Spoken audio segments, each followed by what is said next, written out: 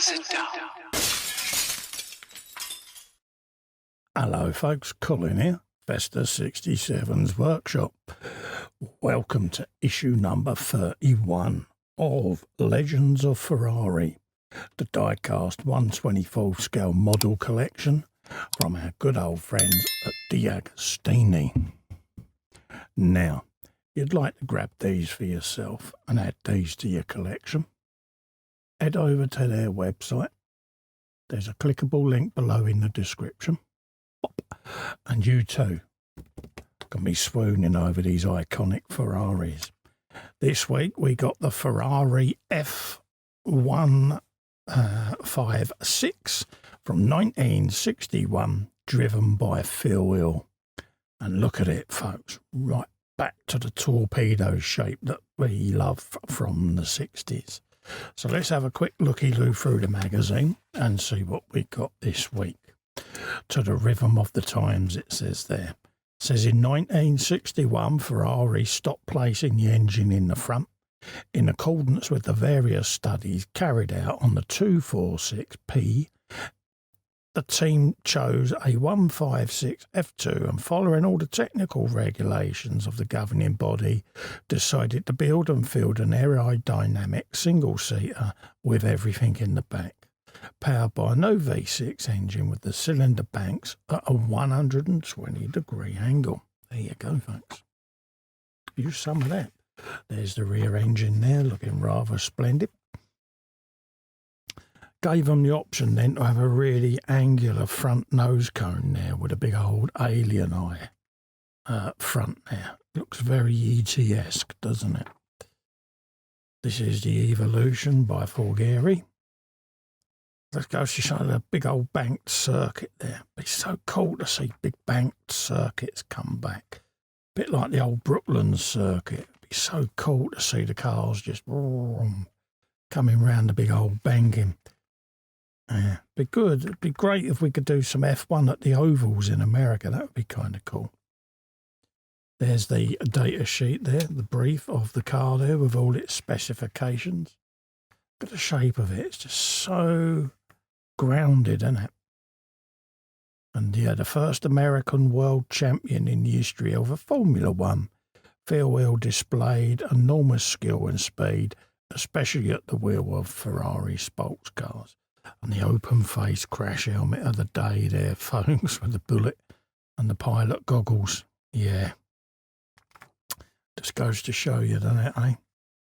Oh, how times change. It's practically just wearing a standard boiler suit, isn't he? It's like, yeah. And then we got the profiled areas of Carlo Gitti above left with Enzo Ferrari there.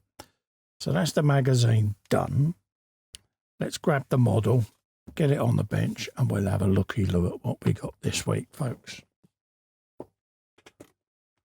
The model comes in a nice presentation case, as you can see. As per usual, I leave my slip covers on just to protect the outer perspex of the display case, or the acrylic case, should I say.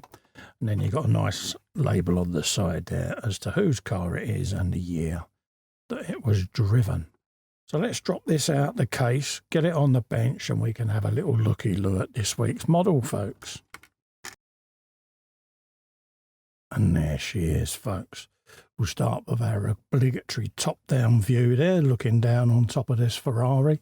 You can see how skinny these wheels were on there. But looking down into there, we've now got the seat with the seat side starting to take shape. You've got an extinguisher down there underneath for the driver to grab, just in case the car catches light. We've got grills over the top of the intakes there. And the big old wood steering wheel. Instruments on the dash there. Again, you've got a manual gear lever down the right-hand side there, connecting back to the now rear-mounted engine and gearbox.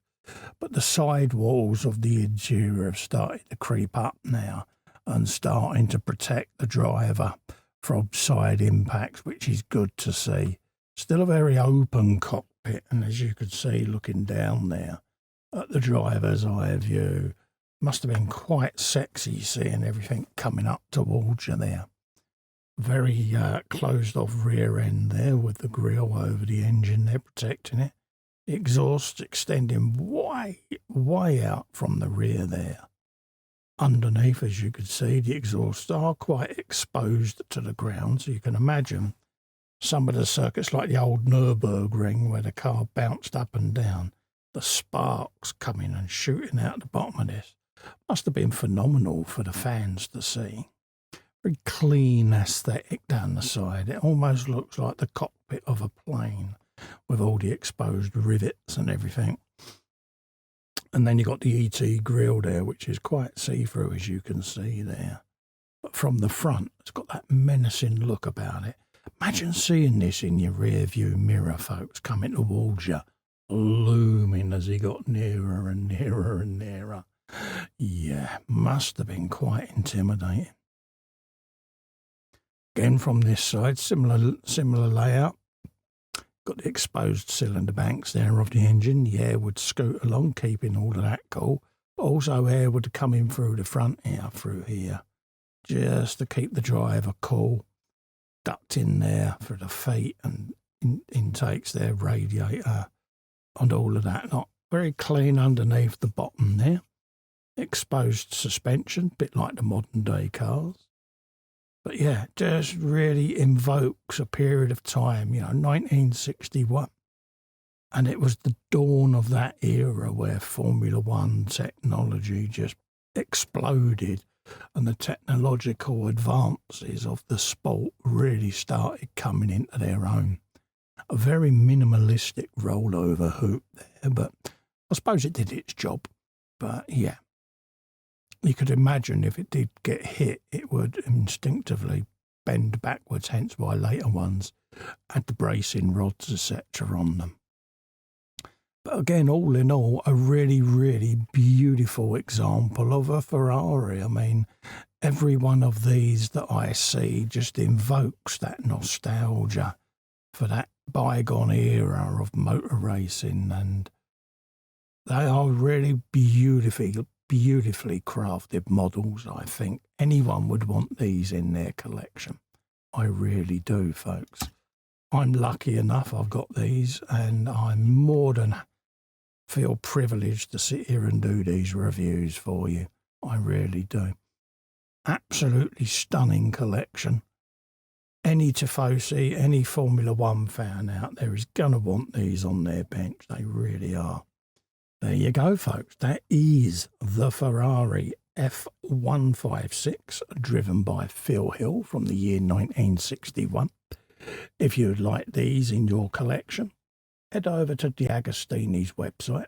There's a clickable link below in the description. And you too can have these in your collection, folks.